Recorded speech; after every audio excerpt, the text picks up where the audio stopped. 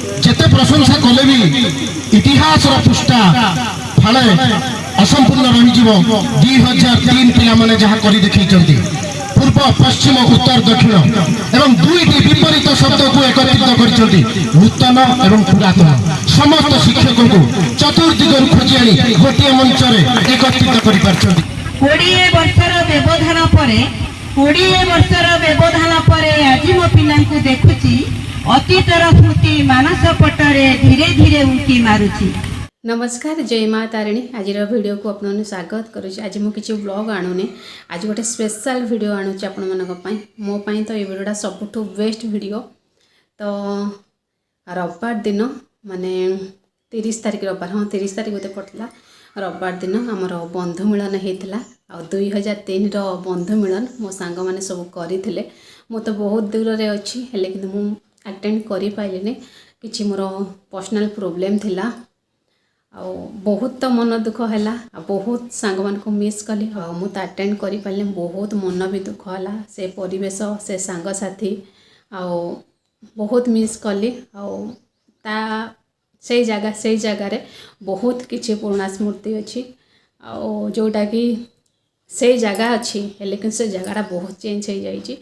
मो स्कूल को तो जेबे जाए घर को मो स्कूल को जाए आपण मान को भी वीडियो शेयर कर मोर 2टा ब्लॉग अच्छी स्कूल ले आ स्कूल को जाइए हेले किंतु सेठी यदि पुराना सांग माने थे ना आ बहुत खुशी होता मन तो टिके दुख है अटेंड कर पारे आ नेक्स्ट जेबे भी हम मु निश्चिंत जीवी आ बहुत मिस करी आ मो सांग माने भी बहुत भल भाव अरेंज करिसेंती माने मो पुराना सार आ बाद रे हमर स्कूल जतिक सब अन्य स्टाफ थिले एबे का स्टाफ आ समस्त इनवाइट करथिले बहुत भल भाव अरेंज करथिले मु तो जाई पाइले मो मनटा खाली किंतु रविवार दिन सेठी थिला ना वीडियो करथिले ना मो वीडियो रे फेस आणुथिली जेतेले खाई साइला परे मोर काम सइला खाली बार बार वीडियो कॉल करथाए सांग मान सहित कथा होथाए मु भाबु थाए पाखर थिले मु एबे दौड़ी के पळांती एमिति मन होथला। तापर सब बेले हमर सांग मानकर गोटे अच्छी ग्रुप अच्छी सब बेले खाली फोटो चेक करूथाए के कौन फोटो पकेला माने रात रे वीडियो छाड़थिले जो सांग माने वीडियो करथिले किछि क्लिप देखि साइला परे माने बहुत कष्ट हैला मु भाबिली मु बहुत बड़ जिनस किछि मिस कर देछि आ तथापि मो सांग मान को बहुत बहुत धन्यवाद आ वीडियो टिके करथिले आ जोटा कि ग्रुप रे शेयर करथिले मु देखिली आम पुराना सार माने दीदी माने भाषण देले मते लागिला जमती से 20 वर्ष तलक आम फेरी जाइचु एमती लागिला मिस तो बहुत करिछि हेले किंतु खुशी मो सांग माने किछि वीडियो शेयर करथिले मु जोटा कि दूर रे थाई कि मु देखि पाइली आ ए वीडियोटा मु आपण मानक सहित शेयर करुच्ची गोटे बहुत बड़ स्मृति होकर रही मो गुरु मानकर माने कथा रूप मो चैनल रही मु बहुत खुशी मु कही नथिली वीडियो करने क्या भी जी कही था सांग मानकर वीडियो टी करते खियापियार वीडियो करते हेले किंतु से सब वीडियो ना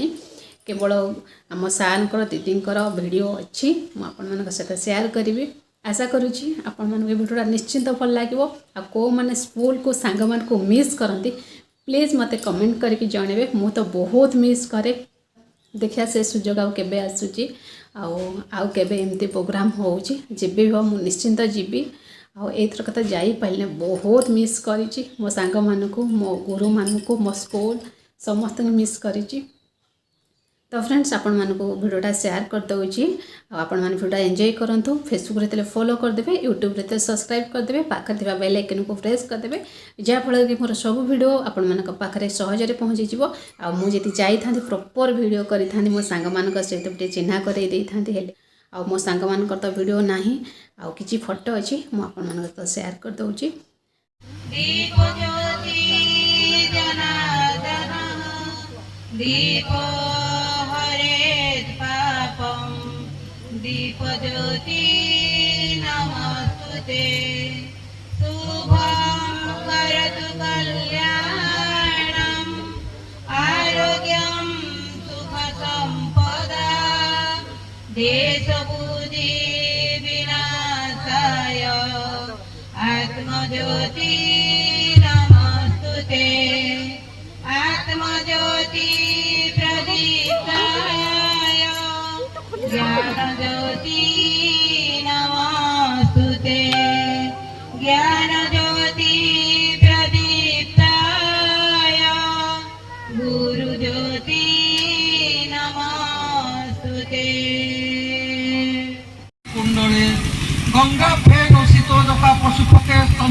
भवतो मूर्धनि स्वयं सर्वसितो ददाति विभव पापक्षयं शंकर। देव महादेव को वर्णन में प्रथम महादेव को नमस्कार करुँ जे सर्वांग शीतल अर्थात धवल वर्ण सी सब पिलामानकर ए परिवेश को यही अवस्था को आने उद्यम कर समस्त को आशीर्वाद दिंतु पाप मोचन करंतु मुक्ति दिंतु। वरेण्य सभापति महोदय तथा उपस्थित मोर पूर्वतन सहकर्मी शिक्षक एवं शिक्षयित्री भाई भौणी माने संप्रति विद्यालय शिक्षक एवं शिक्षयित्री भाई भौणी माने बसी मो नाती नातुणी माने मु सार कथा भल भाव शुणी मोर टे मन पड़गला मु क्लासरूम छड़ा विशेष किसी बाहर गठनमूलक आम स्कूलटार सब डिविजन ऑफ लेबर बा श्रम को सब बांटी दिखाई से आज से मनीष कर गढ़ी तोली तेणु यही विद्यालय सेतबेलर अवस्था और वर्तमान अवस्था भितर आकाश पाताल तफात। पाल छामुंडिया मारिकी भोजी भात करके खाई जाती किंतु वर्तमान जो चिंता शक्ति गोटे तुम भर जागृत होती आम मलपड़ा विद्यालय यह हूँ गोटे बहुत भल कथा एवं यह गोटे आम मान समस्त अंचल गोटे आशीर्वाद आम सचेतन होती नाई आमर गोटे कर्तव्य अच्छी आमर लाइफ स्किल जीवन चिंतन जीवन शैली जो जिन दरकार दुईटा जिन मुख्य हूँ आम आत्मसचेतन होगा एवं गोटे संवेदनशील इम्पाथी जहाँ को आम कहते सेल्फ अवेयरनेस बर्तमान आम मान आम पिला भर सेल्फ अवेयरनेस आसी नाई आमर किसी करार अच्छे से बुझी जामरी पाखे देवत्व अच्छी आमरी पाखे पशुत्व अच्छी समस्ते सहज सरल जीवन यापन करने को भल पाती आडंबर जीवन यापन जीवन को चिन्ह हुए ना सहज सरल जीवन समस्त को जानी हुए सब स्तर लोक को जानी हुए जीवनटा अति सरल हो जाए सरल जीवन को केमी आम करवा जो गुण गुड़ाक आम पाखे दरकार आम पाखे भी अच्छे से गुण गुड़ाक समस्त पाखे तेणु सरल जीवन यापन करने जो गुण गुड़ाक आवश्यक आम कार्यकारी करवा तेरे बर्तमान आम जो पूर्वतन विद्यालय कथा सार कहले मल्लपड़ा उच्च विद्यालय मु शिक्षक मु क्लास 1 ऑफिसर किंतु ए विद्यालय को आसिले मु कहीं न रमी जाए कहीं मो आगे मोर पितृतुल्य शिक्षक शिक्षक मुझे शिक्षकता करूँ शिक्षयित्री थी किंतु समस्त आढ़े गोटे छाती खुली तेणु माटी घर को आम लिखुलु पिला कहीदेलु किए गाड़ीदेव कि कटकणा किसी कटकणा नाला पूरा आम स्वाधीनता था सार पूरा शशि सार आमको स्वाधीनता देते कम करने आमको दायित्व देदेले मैंने ए कम तुम भावी नब एवं केमी सुचारू रूप तुलेब तुम तुलेब से स्वाधीनता प्रधान शिक्षक से स्वाधीनता देते आम तेणु आम सुचारू रूप से कमटा केमी तुलेबू ये फैंसी ड्रेस होता पिकनिक होता से सब कथा नाची जाऊँगी आखि आगे एत आत्मीयता जो एत आत्मीयता से कम सफलता मिलवा केमी तेणु प्रत्येक कार्य सफलता सी तार एक मार्क कमी सी तार अधिक 2 मार्क रखीदेला आर थर केमती अधिक कंपिटिशन पिला भितर मन प्रति पुओ झील भाया केमती भल पड़े यही कथा भाव बर्तमान प्रोफेसर बोली भावुलु आम आम शिक्षकर केमी मो विषय पिलाटी भल पड़ो यही कथा चिंता करूँ तेणु तुम मैंने बर्तमान अभिभावक किए हेलनी भल भल पद पदवी रही बर्तमान तुम ये विद्यालय अभिभावक ए विद्यालय उन्नति को चिंता करने तुम दायित्व तेणु बर्तमान गोटे बढ़िया सुजोग सरकार देते मो स्कूल अभियान मो स्कूल अभियान आम बहुत शिक्षक बहुत छात्र छात्री आलुमिनी मैंने आटाच हो पारे स्कूल सहित एवं विद्यालय उन्नति कथा चिंता कर आम बाहर आडंबर देखीदे उन्नति बोली कहीपरि आम घर थी चालगढ़ सार कहते साप पड़ जाऊला पढ़ेला बेलू मुझे भावुन साप पड़ो बोली कि आम साप पड़ जाऊला से जो जिनस जो कष्ट बर्तमान मीठा लगुच बर्तमान परिवेश देखिए तो बहुत खुशी लगुच किंतु भीतर जिनस जो एकाडेमिक एनरिचमेंट हवा कथा तार ଆବଶ୍ୟକତା ଯଥେଷ୍ଟ ଯତ୍ନବାନ ହେବା ଆବଶ୍ୟକ। ଏବଂ ଆମ ଭିତରେ ଯେଉଁ କୋଅର୍ଡିନେସନ ସାର୍ କହୁଥିଲେ ଯେ ଆମ ଭିତରେ ମାଡ଼ଗୋଳ ହେଉଥିଲୁ କିନ୍ତୁ ବାଡ଼ ସେପଟକୁ ପବନ ଯାଉନଥିଲା, ବାଡ଼ ବଟ କିଛି ନଥିଲା କମ୍ପାଉଣ୍ଡ ୱାଲ୍, କିନ୍ତୁ କିଛିଟା କାମ କଲେ ଏକାଠି କାମ କଲେ ସିନା କିଛିଟା ବାହାରିବ। ଆଉ ଯିଏ ମାଛିକି ନ କହେ ସେ କ'ଣ କାମ କରେ? ସେ ପିଲା କିଛି ହୁଏ, କିଛି ହେଲେ ବି କମ୍ପାଉଣ୍ଡ ୱାଲ୍ ସେପଟକୁ କିଛି ଯାଏ। ସ୍କୁଲ ଭଲ, ପାଠ ପଢ଼ା ଭଲ, ଶିକ୍ଷକ ଭଲ, ଭଲ କାମ କରନ୍ତି। ତେଣୁ ଆମ ଭିତରେ ସେଇ କୋଅର୍ଡିନେସନ ଏବଂ ସେଇ ମନୋବୃତ୍ତି ନେଇ ସମସ୍ତେ କାମ କରିବା। ଆଉ ବେଶୀ କିଛି କହିବିନି, ସମୟ ମୋତେ ନିର୍ଦ୍ଦେଶ ସୁଧାଂଶୁ ସାର୍ କହିଦେଇଛନ୍ତି, ତାଗିଦ କରିଦେଇଛନ୍ତି। ସହିତ ମୋର ଯୋଉ ପିଲାମାନେ ବସିଛନ୍ତି ସେମାନେ କୁନି କୁନି ଥିଲେ, ଏବେ କୁନି କୁନି ନାହାନ୍ତି, ବଡ ବଡ ହେଇଗଲେଣି ସବୁ। ତେଣୁ ସେଇ କୁନି କୁନି ପିଲାମାନଙ୍କୁ ଆଜି ମଧ୍ୟ ମୋ ଆଖି ଆଗରେ କୁନି, ତେଣୁ କୁନି କୁନି ପିଲାମାନଙ୍କୁ ମୁଁ ମୋର ସ୍ନେହ ଶୁଭେଚ୍ଛା ଜଣାଇ ଆଶୀର୍ବାଦ ଜଣାଇ ମୋର ବକ୍ତବ୍ୟ ଆରମ୍ଭ କରୁଛି। ତା ସହିତ ମଧ୍ୟ ମୋର ଛୋଟ ଛୋଟ ନାତି ନାତୁଣୀ ମାନଙ୍କୁ ଆଜିର ଏଇ ବନ୍ଧୁମେଳକ ଉତ୍ସବଟି ଖୁବ ସୁନ୍ଦର ହେଇପାରିଛି। ଏଇ ଯୋଉ ପିଲାମାନେ କରିଛନ୍ତି ସେମାନଙ୍କୁ ଆୟୋଜକ ମାନଙ୍କୁ ବା ଆୟୋଜିକା ମାନଙ୍କୁ ମୁଁ ସର୍ବପ୍ରଥମେ ମୋର ଧନ୍ୟବାଦ ଅର୍ପଣ କରି ମୁଁ କିଛି କହିବାକୁ ଚାହୁଁଛି। ଆମର ବହୁତ କିଛି ଚନ୍ଦ୍ରମଣି ସାର୍ କହିଲେ, କୁନି ଦିଦି ମଧ୍ୟ କହିଲେ, ସୁଧାଂଶୁ ସାର୍ କହିଲେ, ସମସ୍ତେ କହିକି ଗଲେଣି। ମୁଁ ଆଉ ସେ ବିଷୟରେ କିଛି ଆଲୋଚନା କରିବାକୁ ଚାହୁଁନି। ବର୍ତ୍ତମାନ ଗୋଟେ ଇଣ୍ଟରେଷ୍ଟିଂ କଥା କହିବି ଯେ ଯୋଉଟା କି ଆମ ବିଦ୍ୟାଳୟରେ ମୁଁ ଅଙ୍ଗେ ଲିଭେଇଛି। ଗୋଟେ ଆମ ପିଲାମାନେ କେତେ ଶୃଙ୍ଖଳିତ, ଆମ ପିଲାମାନେ ବହୁତ ଶୃଙ୍ଖଳିତ, ବହୁତ ମେଧାବୀ, ବହୁତ ଭଲ। ତେଣୁ ଯେତେବେଳେ ଚନ୍ଦ୍ରମଣି ସାର୍ ଆମର ଯାଇଥିଲେ ସେ ସେଣ୍ଟର ବୋଧେ ପଡିଥିଲା ମତେ ଲାଗୁଛି ରାଜକଟା ବରି, ଆଉ ସେତେବେଳେ ତାଙ୍କ ସହିତ ଯାଇଥିଲେ ଆମର କୋରେଇ ପଡିଥିଲା, ପଣ୍ଡିତ ସାର୍ ଯାଇଥିଲେ, ଆଙ୍କର କୋରେଇ ପଡିଥିଲା ନାଇଁ ହଁ କୋରେଇ ପଡିଥିଲା, ସୁଧାଂଶୁ ସାର୍ ଯାଇଥିଲେ, ପଣ୍ଡିତ ସାର୍ ଯାଇଥିଲେ, ତାହେଲେ ଆଉ କୋଉ ସେଣ୍ଟର ହେଇଥିବ। ତେଣୁ ସେଠି ଯେତେବେଳେ ଆମ ପିଲାମାନେ ସବୁ ଯାଆନ୍ତି ପରୀକ୍ଷା ଦେବା ପାଇଁ ପୁରା ଲାଇନରେ ଯିବେ, ବଜାର ଲୋକମାନେ କହିବେ ଆରେ ମଲପଡା ଟ୍ରେନ ଆସିଲା ତାଙ୍କୁ ଛାଡି ଦିଅ, ବାଟ ଛାଡି ଦିଅ, ମଲପଡା ଟ୍ରେନ ଆସୁଛି। ତାମାନେ ଏଇଭଳି ଭାବରେ ପିଲାମାନେ ଶୃଙ୍ଖଳିତ ଯାଉଥିଲେ। ଯୋଉଠିକି ଅଲଗା ସ୍କୁଲର ପିଲାମାନେ କଣ କରୁଥିଲେ ନା ସେମାନେ ଏକାଠି ମାନେ ରାସ୍ତାରେ ଅସଜଡ଼ା ଭାବରେ ଯାଉଥିଲେ, ସେତେବେଳେ ଆମ ପିଲାମାନେ ଖୁବ ଶୃଙ୍ଖଳିତ ଭାବରେ ଯାଆନ୍ତି। ଆଉ ଚନ୍ଦ୍ରମଣି ସାର୍ ଟିକେ ରାଗନ୍ତି, ସୁଧାଂଶୁ ସାର୍ ଟିକେ ଶାନ୍ତ କରନ୍ତି। ତେଣୁ ସାର୍ ଉପରେ ରାଗିବେ, ପିଲାମାନେ ଟିକେ ଡରିବେ, ଆଉ ତାପରେ ପିଲାମାନଙ୍କ ମନ ଖୁସି କରିବା ପାଇଁ ଆଉ ସୁଧାଂଶୁ ସାର୍ ତାଙ୍କୁ ଟିକେ ବୁଝେଇବେ। ଏମିତି ଯୋଉ ସେମାନଙ୍କ ଭିତରେ ଯୋଉ ସଂଯୋଗ ଥିଲା ତାହା ପିଲାମାନଙ୍କୁ ଆହୁରି ଅଧିକ ଶୃଙ୍ଖଳିତ କରୁଥିଲା, ପାଠ ପଢିବା ପାଇଁ ମଧ୍ୟ ସେମାନଙ୍କୁ ମନରେ ଉତ୍ସାହ ଭରି ଦଉଥିଲା।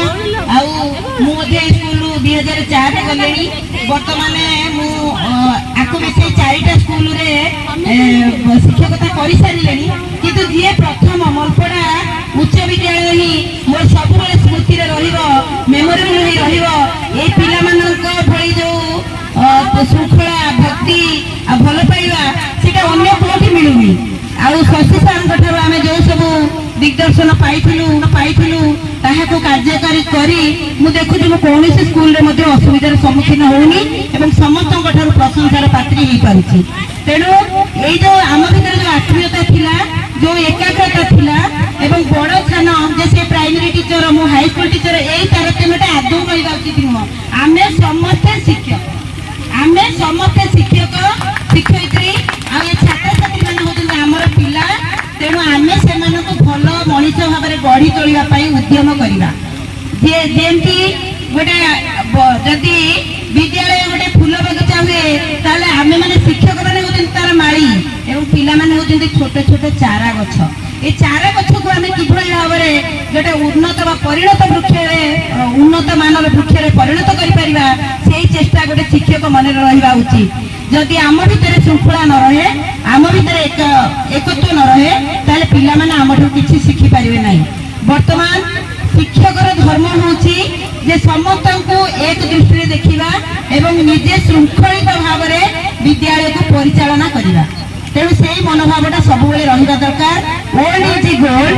ପୁରୁଣା ଶିକ୍ଷକ ମାନେ ଯାହା ବି କହିଗଲେ ଆପଣ ମାନେ ତାକୁ ନିଶ୍ଚିତ ଭାବରେ ଗ୍ରହଣ କରିବେ ଏବଂ ବିଦ୍ୟାଳୟରେ ସମସ୍ତେ ଏକାଠି ବା ଏକତ୍ରିତ ଭାବରେ ପିଲାମାନଙ୍କ ଉଦ୍ୟମରେ ନିଜକୁ ଉତ୍ସର୍ଗ କରିବେ। ତାପରେ ଆଉ ତ ସମୟ ହେଇଗଲାଣି, ମୁଁ ଆଉ ବିଶେଷ କିଛି କହିପାରିବିନି। ତେଣୁ ମୁଁ ଆମ ପିଲାମାନଙ୍କ ପାଇଁ ଗୋଟେ ଖୁସିରେ ଗୋଟେ କବିତା ଲେଖିଛି, ତାକୁ ଟିକେ ଉପସ୍ଥାପନ କରି ମୋର ବକ୍ତବ୍ୟ ଶେଷ କରିବି। 20 ବର୍ଷର ବ୍ୟବଧାନ ପରେ 20 ବର୍ଷର ବ୍ୟବଧାନ ପରେ ଆଜି ମୋ ପିଲାଙ୍କୁ ଦେଖୁଛି ଅତୀତର ସ୍ମୃତି ମାନସ ପଟରେ ଧୀରେ ଧୀରେ ଉଙ୍କି ମାରୁଛି। ଦିନେ ଥିଲେ ଯିଏ ଛୋଟ ଛୋଟ କଳି, ଦିନେ ଥିଲେ ଯିଏ ଛୋଟ ଛୋଟ କଳି, ଆଜି ପ୍ରସ୍ଫୁଟିତ ହୋଇଛି ସୌରଭ ଯାହାର ସାରା ଜଗତରେ ମହମହ ହୋଇ ବାସୁଛି। ଗୁରୁ ଶିଷ୍ୟଙ୍କର ଅତୁଟ ସମ୍ପର୍କ ସମାଜକୁ ବାର୍ତ୍ତା ଦେଉଛି, ଗୁରୁ ଶିଷ୍ୟଙ୍କର ଅତୁଟ ସମ୍ପର୍କ ସମାଜକୁ ବାର୍ତ୍ତା ଦେଉଛି। ଧନ୍ୟ ହେ ଆମର ଶିକ୍ଷକତା ବୃତ୍ତି, ଜୀବନ ସାର୍ଥକ ହୋଇଛି। ଛାତ୍ରଙ୍କ ଗୌରବ ଗୁରୁଙ୍କର ଗର୍ବ, ଛାତ୍ରଙ୍କ ଗୌରବ ଗୁରୁଙ୍କର ଗର୍ବ, ଯୁଗେ ଯୁଗେ ପାଇଁ ରହୁ। ପ୍ରଭୁଙ୍କ ଆଶୀଷ ମୋ ପିଲାଙ୍କ ଉପରେ ସବୁଦିନେ ଧରି ଯାଉ, ସବୁଦିନେ ଧରି ଯାଉ। ଯେଉଁ ବିଦ୍ୟାଳୟ ଶିଖାଇଥିଲା, ଯେଉଁ ବିଦ୍ୟାଳୟ ଶିଖାଇଥିଲା ଦିନେ ଆଜି ଡାକୁଛି ଆ, ଯେଉଁ ବିଦ୍ୟାଳୟ ଶିଖାଇଲା ଦିନେ ଆଜି ଡାକୁଛି ଆ। ଆସ ଆମେ ସବୁ ଏକାଠି ହୋଇ ରଖିବା ତାର ନାଁ, ରଖିବା ତାର ନାଁ, ରଖିବା ତାର ନାଁ। ଧନ୍ୟବାଦ। ଆଉ ଥରେ ଦେବି ଏବଂ ଶିଖିବାର ଯେଉଁ ଚିନ୍ତାଧାରା ଥାଏ, ଶିଖିବାର ବାଧ୍ୟତାମୂଳକ। ଏବେ ଟିକେ ଆମର ଅସୁବିଧା ଗୋଟିଏ ରହୁଛି ଯେ ଆମେ ପିଲାମାନଙ୍କୁ କିଛି କହିପାରିବା ନାହିଁ କି ଅଧିକ ଦଣ୍ଡ ଦେଇପାରିବା ନାହିଁ। ତଥାପି ସେ ସମୟ ଆଉ ଏ ସମୟ ମଧ୍ୟରେ ଅନେକ ପାର୍ଥକ୍ୟ ରହିଛି। ସେ ସମୟରେ ଯେଉଁ ଚିନ୍ତାଧାରାରେ ପାଠ ପଢ଼ା ହେଉଥିଲା, ସେ ଛାତ୍ରମାନେ ବାଧ୍ୟତାମୂଳକ ପାଠ ପଢ଼ୁଥିଲେ। ମୋର ଅନେକ ଏଇ ଷ୍ଟୁଡେଣ୍ଟ ମାନଙ୍କର ଅଛନ୍ତି। 2003 ମସିହାରେ ଆମର ଇତିଶ୍ରୀ ମିଶ୍ର ଅଛି, ଯିଏକି ଛୁଆଟି ବେଳରୁ ଅପ୍ ଟୁ 10ମ ଶ୍ରେଣୀ ପର୍ଯ୍ୟନ୍ତ ମୋ ପାଖରେ ହିଁ ରହିଥିଲା। ତାପରେ ଅନ୍ୟମାନେ ଆମର ମୋ ପିଲାମାନେ ଅଛନ୍ତି, ଯେଉଁମାନେ ଦେଖିଲେ ଆଜି ମୁଁ ଗର୍ବ ଅନୁଭବ କରୁଛି। କିନ୍ତୁ ସେତେବେଳେ ଗୋଟିଏ ଜିନିଷ ଥିଲା ଏଇ ସ୍କୁଲରେ, ଯିଏକି ଆମେ ପ୍ରାଇମେରୀ, ସେମାନେ ହାଇସ୍କୁଲ, ସେମିତି କିଛି ନଥିଲା। ମୁଁ ଯେତେବେଳେ 1976 ମସିହାରେ ପାଠ ପଢ଼ୁଥିଲି, ସେତେବେଳେ ଇଂଲିଶ ପଢ଼ୁଥିଲେ ସୂର୍ଯ୍ୟକାନ୍ତ ଚନ୍ଦ୍ରମଣି ପଣ୍ଡା ମଧ୍ୟ। କାରଣ ଷଷ୍ଠ ଶ୍ରେଣୀରେ ଆମକୁ ସେ ଇଂଲିଶ ପାଠ ପଢ଼ାଇବା ଆରମ୍ଭ କରିଥିଲେ। ଆମର ସ୍ୱର୍ଗତ ଦୀନବନ୍ଧୁ ମଲ୍ଲିକ ସେତେବେଳେ ଷଷ୍ଠ ଶ୍ରେଣୀରେ କ'ଣ ଥିଲା, ସାଂସ୍କ୍ରିଟ ଥିଲା। ଷଷ୍ଠରୁ ସାଂସ୍କ୍ରିଟ ଷ୍ଟାର୍ଟ କରାଯାଇଥିଲା। ତେଣୁ ଦୀନବନ୍ଧୁ ମଲ୍ଲିକ ଯେଉଁ ଭାବରେ ଆମକୁ ପାଠ ପଢ଼ାଇଥିଲେ, ସେଇ ମହାନ ଗୁରୁଜୀଙ୍କୁ ମୁଁ ଆଜି ମଧ୍ୟ ନମନ କରୁଛି। କାରଣ ତାଙ୍କର ପ୍ରେରଣା, ତାଙ୍କର ଯେଉଁ ଦିଗ୍ଦର୍ଶନ, ତାଙ୍କର କର୍ମ ପ୍ରବଣତା ସମସ୍ତଙ୍କୁ ନିଶ୍ଚିତ ରୂପେ ପ୍ରେରଣା ଯୋଗାଇବ। ଏହା ସହିତ ମୁଁ ବର୍ତ୍ତମାନର ମୋର ଯେଉଁ ଛାତ୍ରଛାତ୍ରୀମାନେ ରହିଛନ୍ତି, ଯେଉଁମାନଙ୍କ ପାଇଁ ଏ ସ୍କୁଲ ଆଜି ଗର୍ବ ଅନୁଭବ କରୁଛି, ସେମାନଙ୍କୁ କହି ସେମାନେ ଏହିପରି ସହଯୋଗର ହାତ ସର୍ବଦା ବଢ଼ାଇଥାନ୍ତୁ। ଛାତ୍ର ଭାବରେ ଅଧ୍ୟୟନ କରିଥିଲି ଏବଂ ମୋର ପ୍ରଧାନ ଶିକ୍ଷକ ଶ୍ରୀଯୁକ୍ତ ରାମଚନ୍ଦ୍ର ପଣ୍ଡା ମହୋଦୟ ଥିଲେ। ତାପରେ ପ୍ରଧାନ ଶିକ୍ଷକ ଶଶିଭୂଷଣ ସାହୁ ମହୋଦୟ, ଯିଏକି ଯାହାଙ୍କର ଆଡମିନିଷ୍ଟ୍ରେଟିଭ ପାୱାର, ଯାହାକୁ ମୋର ଗୁରୁ, ମୁଁ ମଧ୍ୟ ସମସ୍ତଙ୍କ ପାଖରୁ ଶିକ୍ଷା ଅର୍ଜନ କରିଛି। ସହକର୍ମୀ ବୃନ୍ଦ ଏବଂ ଉପସ୍ଥିତ ଭାଇ ଭଉଣୀ,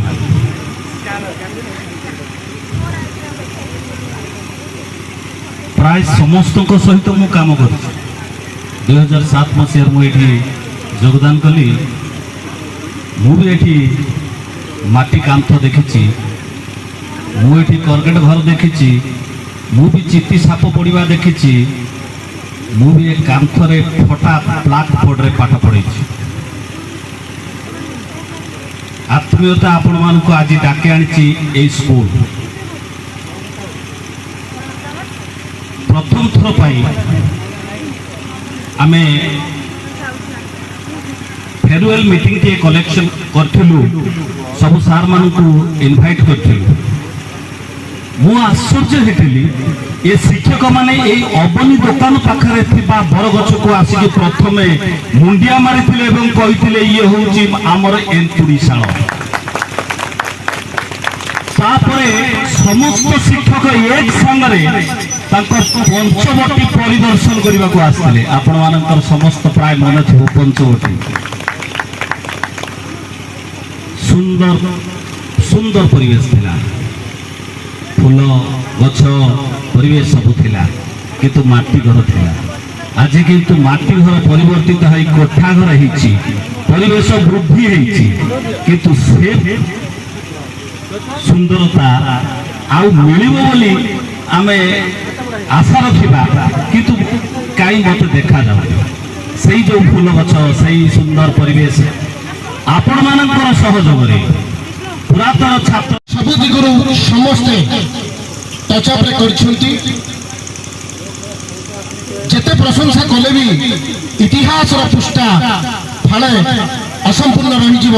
2003 ପିଲାମାନେ ଯାହା କରି ଦେଖେଇଛନ୍ତି, ପୂର୍ବ ପଶ୍ଚିମ ଉତ୍ତର ଦକ୍ଷିଣ ଏବଂ ଦୁଇଟି ବିପରୀତ ଶବ୍ଦକୁ ଏକତ୍ରିତ କରିଛନ୍ତି, ନୂତନ ଏବଂ ପୁରାତନ। ସମସ୍ତ ଶିକ୍ଷକଙ୍କୁ ଚତୁର୍ଦିଗରୁ ଖୋଜି ଆଣି ଗୋଟିଏ ମଞ୍ଚରେ ଏକତ୍ରିତ କରିପାରିଛନ୍ତି। ନିଶ୍ଚିନ୍ତ ରୂପେ ମୋର ବଡ଼ ଭାଇ ଅମୀୟ ସାର୍ ଯାହା କହିଲେ, ତାଙ୍କ ନିକଟରେ ମୁଁ ମଥାବାଦୀ କୃତଜ୍ଞତା ଜ୍ଞାପନ କରୁଛି ଏବଂ ହୃଦୟରୁ ସାଲୁଟ ଜଣାଉଛି। ଆହୁରି ଗୋଟେ କଥା, ସାର୍ ମାନେ କହିଲେ, ମୋର ପୂଜ୍ୟ ଗୁରୁଜୀ ମାନେ କହିଲେ ମାଟି ପିଣ୍ଡୁଳା କରି ଏ ବିଦ୍ୟାଳୟକୁ ଗଢ଼ିଛନ୍ତି। ମୋ ଆଖିରେ ଲୁହ ପଡ଼ି ଆସୁଛି ଯେ ଏପରି ସ୍କୁଲ ଆଜି ଏପରି ହେଇଛି, ଏହା କେବଳ ଆପଣମାନଙ୍କର ସହଯୋଗ, ଆଉ ଦ୍ୱିତୀୟ କିଛି ନାହିଁ। ବର୍ତ୍ତମାନ କାର୍ଯ୍ୟରତ ଆମେ ଯେଉଁ ପ୍ରଧାନ ଶିକ୍ଷକ ନିକଟରେ କାମ କରୁଛୁ, ମୁଁ ଗର୍ବ ଅନୁଭବ କରୁଛି। ଟ୍ରାନ୍ସପାରେନ୍ସି କ'ଣ ତାଙ୍କଠାରୁ ଶିଖିବାର କଥା। ସେ କୌଣସି ଦାୟିତ୍ୱ ନିଜେ କରନ୍ତି ନାହିଁ। ଏଇ ଭୋଜିରେ ମୋ ସାଙ୍ଗରେ ମିକ୍ସଚର କଡ଼େଇର ଗୋଟେ ପଟ ସାର୍ ଧରିଛନ୍ତି, ଆଉ ଗୋଟେ ପଟ ମୁଁ ଧରିଛି। ଏ ଦୃଶ୍ୟ ମୁଁ ଦେଖିଛି। ତେଣୁ ସେ ସାରଙ୍କଠାରୁ ଯେତେ ଶିଖିବା କଥା